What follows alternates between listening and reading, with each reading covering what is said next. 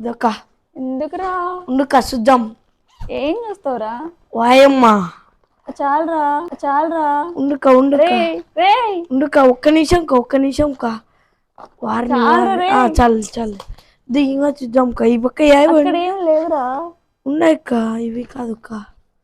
ఇది అమ్మ కనపడవు టయానికి. ఏమో మేకప్ కొట్టుకునే టయానికే కనొచ్చాయా? అరే ఎందుకురా నీకు అవన్నీ? ఉండుక్క, నీ చరిత్ర అంతా బయట పెడదాం. చాలరా. ఏందిక్కా ఏం అంగడే ఏమన్నా ప్యాంటీ స్టోర్ ఏమన్నా? ఈ